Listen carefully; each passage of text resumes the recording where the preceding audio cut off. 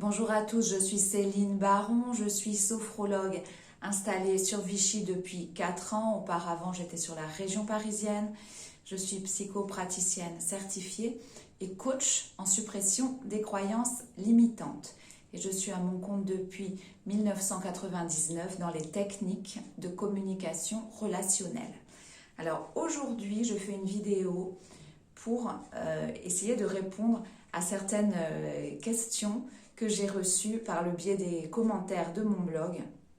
Et cette question sur les membres de la famille, est-ce qu'ils peuvent, à l'instar d'amis ou de relations, s'avérer toxiques? Eh bien entendu, ce sont des êtres humains, donc la réponse est oui. Bien entendu, on peut avoir dans sa famille, et c'est souvent le cas d'ailleurs, ça arrive assez souvent, des gens qui ne sont pas forcément bienveillants. Hein. C'est pas parce qu'on partage le même sang, une part de même sang, c'est pas parce qu'on fait partie d'une famille que forcément on va être bienveillant avec tout le monde. Alors, il y a des gens qui peuvent être très bienveillants avec leurs enfants, avec leurs petits-enfants, et puis qui peuvent être beaucoup moins sympathiques avec leurs neveux, leurs nièces, des cousins plus ou moins éloignés en fait. Dans ce groupe de famille, il y a du formel et puis il y a de l'informel aussi. Et oui, certains membres de la famille peuvent s'avérer toxiques. Alors, chez eux, comment est-ce qu'on va les reconnaître? Parce que parfois, on subit l'influence de quelqu'un de notre famille et on pense qu'il est gentil, qu'il est même empathique. Et en réalité, on va se rendre compte que cette personne nous freine ou bien qu'elle nous fait du tort. On va peut-être ouvrir les yeux, on va se dire, la phrase qui revient, c'est souvent « j'ai été trop naïf, j'ai été trop naïve, je n'ai pas vu ». Ça revient souvent au cabinet quand on se rend compte qu'il y a un problème dans une famille et que certains membres de cette famille s'avèrent toxiques. Alors comment on peut les reconnaître? C'est assez facile, une fois qu'on a ouvert les yeux, tout vient à nous en principe. Hein, on commence à voir réellement, on ouvre les yeux vraiment sur ces personnes qui nous freinent, qui freinent notre capacité à nous développer personnellement et qui freinent notre évolution. Et vous savez que sur Terre, on est là pour évoluer, on n'est pas là pour stagner. Donc parfois, on peut prendre des claques, ça nous fait aussi évoluer. Hein. Se dire, mince, j'ai pas su voir, j'ai pas pu à l'époque ouvrir les yeux, mais maintenant je vois. C'est peut-être un événement désagréable qui va vous faire évoluer. Hein, la prochaine fois, vous allez être peut-être plus prudent, plus prudente par rapport à certaines personnes et même dans l'entourage familial. Donc, si j'ai des membres de ma famille qui sont toxiques, comment est-ce que je vais le voir? Parfois on le voit très tard, hein, parce qu'on est lié, attaché à son enfance, à ses souvenirs d'enfant. Et par exemple, si j'ai une tante qui était super gentille avec moi quand j'étais petite, et puis qu'arrivée à la vingtaine, elle fait sa crise de la quarantaine, et puis elle commence à me jalouser, parce que je suis par exemple plus jolie que ses filles, plus mince, plus ceci, moins cela, etc. Peut-être que cette tata que j'aimais beaucoup et qui était adorable avec moi quand j'étais petite, va devenir une ennemie. Et puis je ne m'en suis pas rendu compte. C'est-à-dire que pour moi, elle est toujours ma tante que j'aimais quand j'étais petite, mais pour elle, j'ai changé et elle n'aime pas la nouvelle version. Elle préférait bien sûr quand j'étais petite. Et puis qu'il n'y avait pas de rivalité, par exemple, entre nous. Donc, chez les membres d'une famille toxique, pas d'empathie, ou alors une empathie factice et condescendante. C'est-à-dire, par exemple, j'ai la migraine, je suis malade, et puis j'ai pas pu aller travailler aujourd'hui, c'est vraiment un exemple. Et puis, je vais avoir croisé une personne toxique de ma famille et lui dire « Oh là là, j'ai la migraine, j'ai pas pu aller travailler », puis elle va me dire « Oh, ma pauvre, mais aussi, tu sais, ça t'arrive souvent, hein, ça doit être difficile pour un employeur hein, d'avoir engagé quelqu'un comme toi, etc., etc. » Et vous, ça va vous faire douter de vous, de votre capacité à être, par exemple, une bonne salariée, des choses comme ça. Donc, il y a toujours chez eux peut-être la tape sur l'épaule, mais derrière aussi quelque chose de pas sain, de pas clair et qui va vous amener à un questionnement négatif intérieur sur vous-même. Des critiques. Alors ça peut être souvent entre femmes d'une même famille. Il peut y avoir, d'une même famille ou d'une belle famille, il peut y avoir des critiques, par exemple, sur votre poids, sur votre tenue, sur vos cheveux, est-ce qu'ils sont longs, est-ce qu'ils sont courts, qu'est-ce qu'on préfère, etc., etc. Les femmes, vous savez que le physique, ça va être vraiment un outil de critique. Hein. On va vous critiquer souvent là-dessus, ou sur d'autres choses, hein, sur l'emploi, sur le mode de vie. Hein. Par exemple, si vous avez décidé de quitter votre emploi à Paris, d'aller vivre à la campagne, dans un champ, dans une yourte, bien entendu, il y a des gens qui vont critiquer votre mode de vie. Hein. Mais dire, eh bien moi personnellement, je ne le ferai pas, elle le fait, moi je ne le ferai pas, c'est une chose. Mais ensuite, systématiquement, vous critiquez en disant oui, je n'aime pas ton mode de vie, je n'aime pas ton fonctionnement. Ou bien, et encore ça, c'est des critiques assez claires, mais les critiques détournées, ça va être ah bah oui, tu n'as pas à trouver par exemple d'employeur, mais enfin bon, il faut dire que c'est normal quand on n'a pas une adresse vraiment fixe, quand on vit dans une tente par exemple, ça peut être des choses très condescendantes. Et si je vous donne ces exemples-là précis, c'est que c'est des choses que j'ai entendues, que j'ai pu entendre dans ma pratique du coaching ou au cabinet, ou parfois même dans ma propre famille. Hein. On n'est pas à l'abri, parce qu'on est thérapeute, bien sûr, d'avoir des membres de la famille qui sont toxiques. Donc, des critiques et des doutes sur vos capacités, c'est insinué, mais c'est jamais prononcé clairement. Hein, c'est jamais clair. Des ragots aussi. Alors, dès qu'on vous a au téléphone, et puis qu'on a une nouvelle, tiens, elle part à tel endroit, elle part à Hawaï pour les vacances, par exemple, et ben, hop, on va téléphoner, puis dire, ah tiens, tu sais, j'ai eu un tel, j'ai eu Nicole au téléphone, tu sais qu'elle part à Hawaï pour les vacances. Ah bah oui, elle peut se permettre, elle a les moyens, etc., etc. Ou bien, elle ne peut pas se permettre, c'est une folie, franchement, cette fille n'a pas les pieds sur terre, par exemple. Puis vous allez vous rendre compte, en fait, que tout le monde sait dans la famille que vous partez. Donc, vous connaissez la fuite, vous savez à quel endroit ça a fuité, parce que quand vous vous confiez à quelqu'un, vous n'avez pas forcément envie que tout le monde le sache. Donc, voilà, des critiques, des doutes insinués sur vos capacités à travailler, à être maman, à être professionnelle dans votre domaine, voilà, à faire peut-être, à faire loi dans votre domaine, etc. Ça va être toujours des doutes et c'est toujours insinué, ça va créer des doutes chez vous et c'est jamais clair. De la jalousie, de la comparaison, des mensonges pour s'assurer un genre de domination. Hein. Et ça, je l'ai vu, et même dans ma propre famille. Voilà, une personne qui va dire systématiquement du mal des autres quand elle est en ligne avec vous, mais vous savez pertinemment qu'elle va faire pareil aussi de l'autre côté. Hein. Donc, elle va vous dire, ah ben, une telle, tu sais, elle ne devrait pas faire ceci, faire cela. Et puis, quand elle va avoir une telle au téléphone, elle dira, eh ben, voilà, Nicole ne devrait pas faire ci, faire ça, etc., etc. Donc, c'est quelqu'un qui joue un peu double jeu. Le but derrière tout ça, il n'est pas très clair. C'est quoi? C'est avoir une vie peut-être pas trépidante, pas très intéressante. Alors, on va essayer de créer des ragots, essayer de mettre un peu de piment dans sa vie. On ne comprend pas vraiment. Les gens toxiques, ce qu'on comprend, c'est qu'ils gagnent leur ego et leur puissance en détruisant l'autre, en rabaissant l'autre.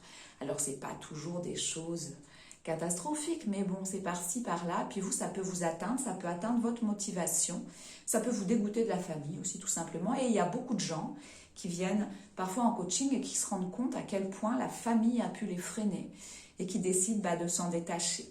Et là, c'est très difficile de moins répondre au téléphone, de ne plus communiquer avec quelqu'un, d'aller boire un grand verre d'eau dès que des critiques sont formulées plutôt que de les écouter en face. Des choses comme ça.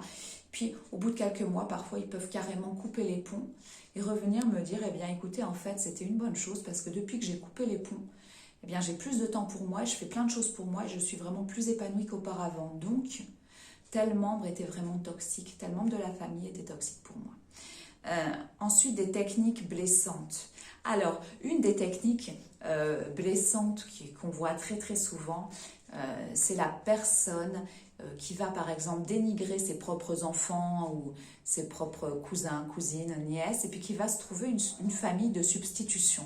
Et qui va par exemple dire oh, eh bien, avec ma famille d'Espagne, j'ai fait ceci, cela, ils sont super. Ou bien qui va traiter la petite voisine. On a vu ça, par exemple, une voisine qui ne s'occupait pas du tout de ses filles et par contre qui était vraiment toujours pleine de bonté, pleine de volonté et de compliments pour la petite voisine, par exemple. Pas dans le but d'être gentil avec la voisine, mais dans le but de blesser ses filles davantage. Et elles étaient très conscientes de ça.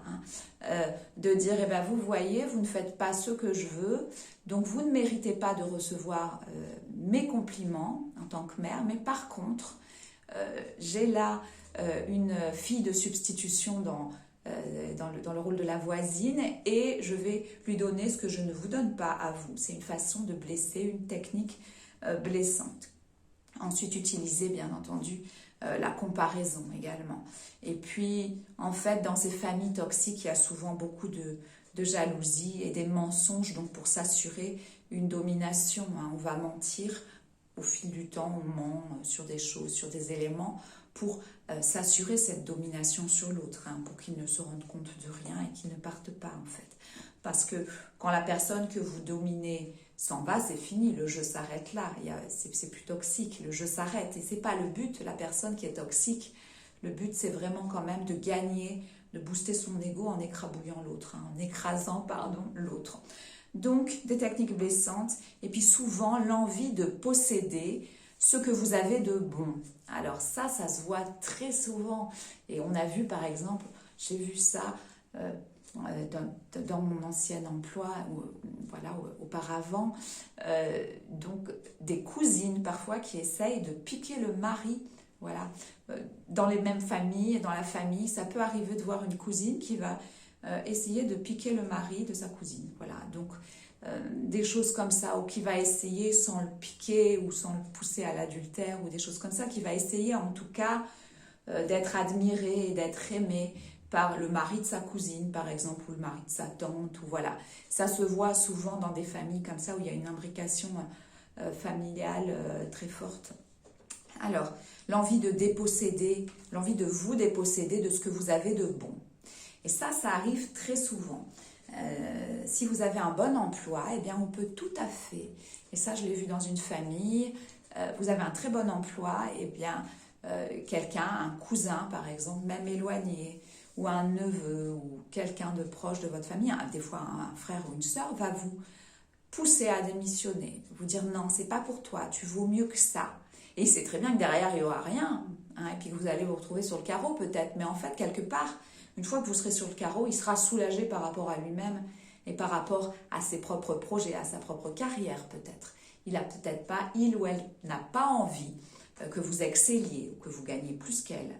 Vous voyez, ça revient toujours à de la jalousie. L'envie de vous déposséder de ce que vous avez de bon. Et alors là, j'ai un petit exemple. Ça va être une sœur, une grande sœur, qui n'a jamais accepté que ses petites sœurs fassent aussi leur vie, se marient et des enfants. Elle a été la première à se marier, à avoir des enfants, elle ne veut pas que les autres fassent pareil. Et des années plus tard, elle va copier le modèle de robe de mariée de sa sœur cadette. C'est quand même, ça paraît tordu, elle va copier le modèle avec tout ce qu'il y a comme robe de mariée sur le marché. Elle va ressortir des photos, elle va faire le modèle de robe de mariée, et puis aller à un mariage avec quelqu'un d'autre, ne pas le dire, et puis forcer quelqu'un à aller dans la robe, prendre des photos, etc. etc. Elle va se débrouiller, et ça c'est véridique, se débrouiller pour que sa sœur cadette sache que quelqu'un s'est baladé avec sa robe de mariée, avec le même modèle, vous voyez. Ça c'est quelque chose de fou, et qui est complètement, c'est peut-être inconscient en réalité, mais c'est l'envie de déposséder sa sœur de cette robe de mariée qui était peut-être unique, en tout cas de l'image du mariage, de l'image du couple et tout ce que ça entraîne. Donc ça se voit, vous voyez, donc ça c'est très extrêmement toxique. Donc les gens qui en sont là, il faudrait qu'ils aillent quand même faire un travail sur eux-mêmes, comprendre pourquoi est-ce que j'ai besoin pour être heureuse de déposséder l'autre de ce qu'elle a de bon. Pourquoi est-ce que j'ai besoin de ça? C'est un travail à faire ça. Le fait que vous ayez des difficultés va leur faire plaisir, ils jubilent. Alors, par exemple, si vous aimez voyager à l'étranger, alors vous partez, je ne sais pas, j'ai pris l'exemple d'Hawaï, mais ça peut être Tahiti ou je ne sais quoi, puis vous annoncez, ah bah oui, maintenant moi je ne serai pas là, je pars à Tahiti pendant 2 semaines. Et puis vous allez peut-être voir une surenchère parce que la personne est mise vraiment là au pied du mur. On va vous dire, ah, eh bien moi j'ai une amie aussi qui va à Tahiti, mais elle va partir 4 semaines par exemple. Comme pour dévaloriser votre voyage, vous voyez. Ça, tout ça, c'est des techniques, des petites techniques un peu qui vont comme ça venir mettre un petit peu de toxicité là dans votre vie quotidienne. Et c'est pas bon, c'est des vibrations basses. Vous savez, soit on vibre haut, soit on vibre bas. En fait, dans le milieu, c'est compliqué. On va vraiment varier. Alors après, quelqu'un qui vibre très haut peut avoir des mauvais matins et peut avoir ce jour-là un mauvais matin, un mauvais réveil et des vibrations plus basses, ça arrive. Mais donc, quand même, se détacher de ces gens-là qui sont très toxiques. Par exemple, vous vous mettez à faire de la danse. Moi, j'adore la Grèce, alors je vais mettre à faire de la danse grecque. Et puis là, il va y avoir plusieurs membres de ma famille qui n'ont jamais mis les pieds en Grèce et qui vont se mettre eux aussi à adorer la Grèce et puis à faire de la danse grecque. Et peut-être même c'est inconscient et ils ne se rendent pas compte qu'en fait, le but, c'est de déposséder l'autre de sa singularité. Si je suis la seule de ma famille à aimer la Grèce, à parler grec, à faire de la danse grecque, et ben ça va créer chez eux une frustration. Il va falloir que eux aussi, ils aillent s'inscrire à un cours de danse grecque. Ça, c'est vu. Des choses comme ça, un peu folles. Ensuite, eh bien, ça peut être des gens aussi qui sont mécontents de ne pas avoir été tenus au courant de vos projets. Alors, pourquoi ils ne sont pas contents? J'ai écrit un livre, le livre paraît, et là, j'ai mes cousines, mes cousins, mes tantes, je ne sais pas, des membres de la famille un peu toxiques comme ça qui me tombent dessus. Mais pourquoi tu ne nous l'as pas dit? Je n'étais pas obligée de vous le dire. Le livre, vous pouvez l'acheter, vous l'avez, moi je vous l'offre si vous voulez. Et puis non, ça va pas passer. Oui, parce que s'ils avaient su, ils auraient essayé peut-être de vous dissuader de l'écrire. Vous voyez, alors que là, vous leur avez pas laissé la possibilité. Donc, mais si tu m'avais dit, moi je t'aurais conseillé. Ah oui, tu m'aurais probablement conseillé de ne pas le faire, ou de le faire à ta façon, mais pas de la mienne. Dans ce comportement toxique, il y a ça aussi. Sois un petit peu moins comme toi et un petit peu plus comme moi. Vous voyez, faut pas. Si vous créez l'écart avec eux, ils vont se sentir frustrés. Ensuite, moi j'ai un exemple comme ça d'une maman qui fait une fausse couche. Ça arrive quand on est jeune, dans la trentaine, on peut avoir un enfant et puis tomber enceinte puis faire une fausse couche. Ça sont des choses qui sont dans la normalité. Et puis la tante va répéter sans cesse au premier enfant, c'est de ta faute. Ou elle va le dire devant les gens, c'est de ta faute si ta maman a fait une fausse couche, parce que quand tu étais petite, tu étais jaloux de cette grossesse et tu donnais des coups de pied dans le ventre de ta maman. Alors vous voyez, même si c'était vrai, c'est pas des choses à dire quand même à un enfant. Et moi j'ai vu dans certaines familles ce genre de situation. Donc une tante qui va faire qu'un petit enfant va se sentir comme un assassin. Oui, maman a fait une fausse couche, c'est parce que c'est de ma faute. C'est moi, quand j'étais petit ou petite, je donnais des coups de pied dans le ventre de maman parce que j'étais jalouse. Alors, l'enfant avait peut-être 3 ou 4 ans, il n'avait pas du tout conscience, même peut-être que sa maman était enceinte. Il était, c'était le début, on ne lui avait pas tout dit, Donc, la tante, elle, toxique, elle va venir répéter, mais c'est de ta faute, tu sais. Puis elle va le dire. Oui, ma soeur a fait une fausse couche, mais aussi, il faut dire, elle va le dire devant l'enfant. Faut dire que, je ne sais pas, que la petite Sophie aussi, par exemple, la petite Sophie, elle mettait des coups de pied dans le ventre de sa maman. Donc ça, c'est un comportement extrêmement toxique. Et des années après, si la petite Sophie, qui est devenue grande, en parle à sa mère, elle va lui dire, mais non, pas du tout, j'ai fait une fausse couche parce que c'était comme ça, c'était la nature. Voilà. Ensuite, l'argent, ça peut arriver des gens toxiques et profiteurs aussi. Alors, dans la famille, ils vont considérer qu'on n'a pas besoin de rembourser. Alors, ça va être passer un coup de fil. Excuse-moi, tu es dans Paris tel jour, moi, j'y suis pas. Est-ce que tu peux m'acheter ça? Je te remercie, je te rembourserai. Puis ne jamais rembourser. Ça se voit très souvent dans les familles toxiques. Parce qu'on considère que finalement, l'autre, il n'a pas le droit d'avoir plus d'argent que nous. Donc, on va en profiter un petit peu. Et c'est aussi un process inconscient chez certains. Des fois, c'est purement conscient aussi. Donc, il y a aussi ce besoin de déposséder donc, de votre singularité. J'en ai parlé donc, avec l'histoire de la danse grecque, mais par exemple, vous aimez quelqu'un je sais pas moi, un chanteur, un acteur, quelqu'un qui n'est pas très connu, hein. Ça peut être quelqu'un un petit peu indépendant, underground. Et puis bah là, des membres de votre famille vont se mettre à aimer, à être fans de la même personne. Hein. Donc ils vont plus vous laisser tout seul ou toute seule dans votre passion, ils vont être là aussi.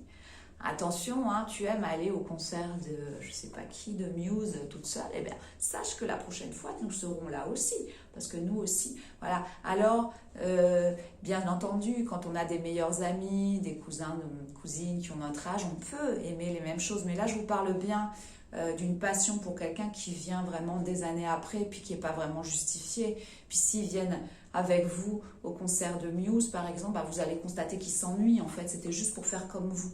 Donc ça, c'est quand même une posture toxique. Hein. Donc voilà ce que je voulais vous dire. Et encore deux, trois petites choses. Eh bien oui, le fait que vous n'ayez pas le droit de vous marier. Enfin, on ne vous donne pas le droit. Mais quoi, elle se marie? Elle? Ah bah oui, mais les autres se sont mariés aussi. Donc elle a le droit de se marier. Ou lui a le droit de se marier. Ou bien, quoi? Mais il va avoir des enfants? Ou quoi? Sa compagne est enceinte? Quoi? Voilà, ça arrive souvent aussi dans les familles toxiques, de ne pas accepter que l'autre y progresse et qu'il évolue dans sa vie comme tout le monde. Ensuite, des critiques sur la minceur, sur le poids, sur l'alimentation. Bah oui, mais elle, avec son régime vegan, qu'est-ce qu'elle nous fait là? Elle va y laisser vraiment, ça va devenir un os, hein, cette fille, avec son régime vegan. Mais chacun fait ce qu'il veut, chacun fait ce qui lui plaît, chacun a son libre arbitre. Et à partir du moment où votre famille vient contrer votre libre arbitre, et si c'est pas pour votre bien, alors bien entendu, si vous fumez 2 paquets de cigarettes par jour et puis que votre tata vous dit gentiment tu dois arrêter de fumer, bon, c'est pas forcément une personne toxique, hein, c'est quelqu'un qui veut peut-être votre bien ou qui veut vous montrer que bon, vous pouvez améliorer votre santé en cessant de fumer par exemple. Faut pas non plus tout confondre. Des gens qui essayent de déstabiliser votre couple, hein, ça on en a parlé, de vous pousser à commettre l'erreur. Et ça c'est quelque chose que j'ai vu également dans une famille, une sœur qui va dire à sa cadette qui s'est mariée avec un garçon super il y a peu, elle va lui dire oh, tu sais, tel homme t'aime bien, tu sais, tu devrais peut-être sortir avec lui et ne pas le dire à ton mari. Moi je dirai rien, ne t'inquiète pas.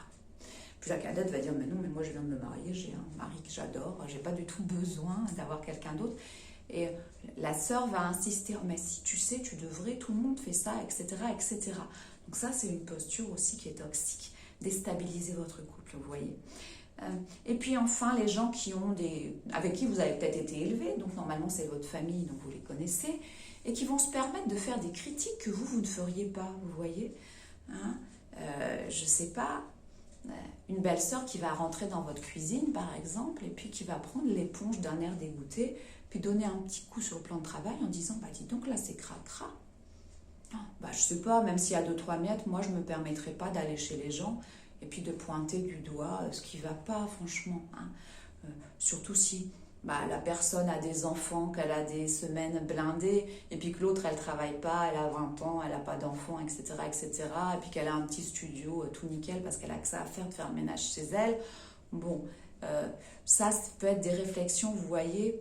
Vous permettriez pas de les faire, mais on vient chez vous, on vous les fait quand même. Donc ça, c'est des gens qui vibrent bas, quoi. Il faut laisser tomber. Si la personne, elle était à peu près correcte et normale, si elle vibrait à peu près normalement, elle dirait, bon, ils sont débordés avec les enfants, je comprends qu'il y ait 2-3 miettes sur le plan de travail, c'est pas un drame, on va pas le dire. Hein, voilà.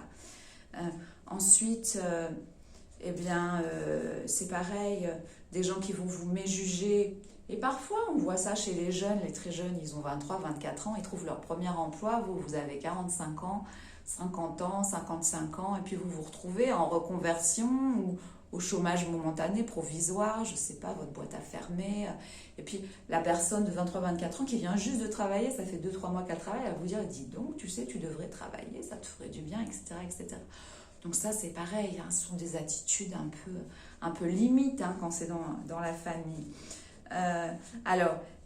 L'argent, c'est un révélateur de jalousie. Tout ce qui va montrer votre statut social, la maison, l'argent, la voiture, la piscine, même le chien, j'ai envie de dire, tout ça, eh bien, ça va peut-être attirer à vous des personnes toxiques, en tout cas révéler des personnes toxiques, des personnalités toxiques qui étaient déjà là, mais qui ne s'intéressaient pas à vous parce que peut-être vous n'aviez rien, vous aviez une studette, une petite kitchenette et tout, puis là maintenant vous avez changé de statut, vous travaillez, vous avez une voiture, etc., etc. Et donc, eh bien peut-être que ça va créer des jalousies et la toxicité là va se révéler chez eux.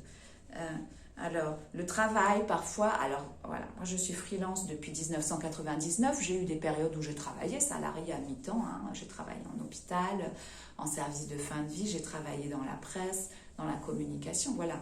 Je suis à mon compte depuis 23 ans, mais j'ai eu des périodes où j'ai complété cet emploi freelance avec des emplois salariés, bien sûr. Hein.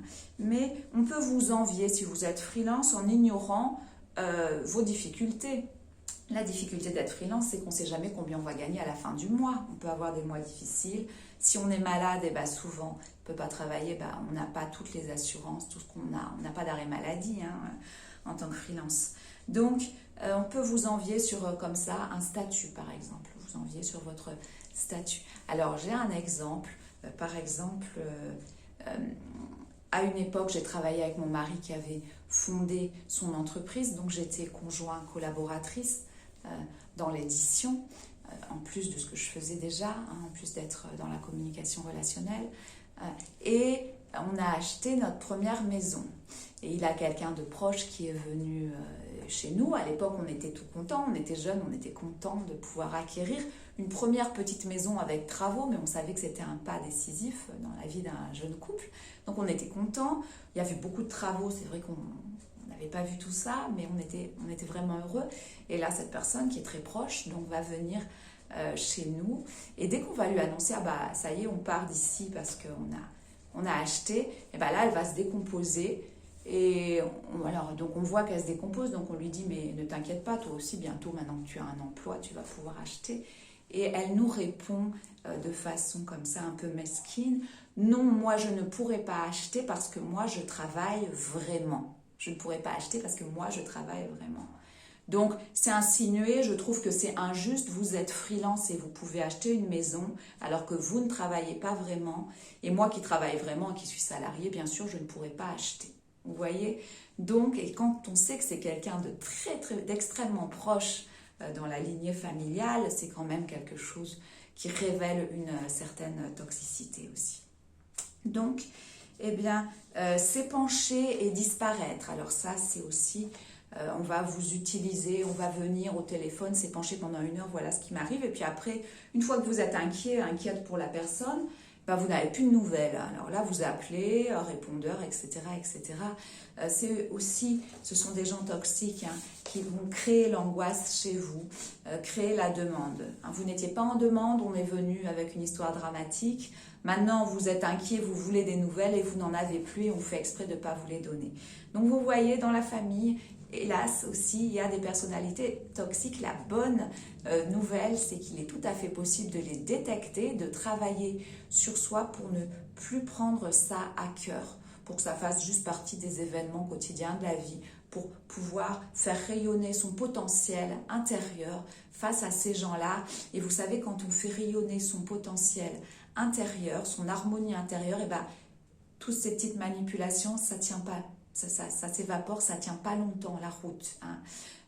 Et plus vous allez augmenter vos vibrations, et plus ces gens-là, ils vont s'éloigner de vous pour votre plus grand bien, et vous allez gagner du temps pour vous et du temps pour évoluer. Voilà, je vous dis à bientôt. Au revoir.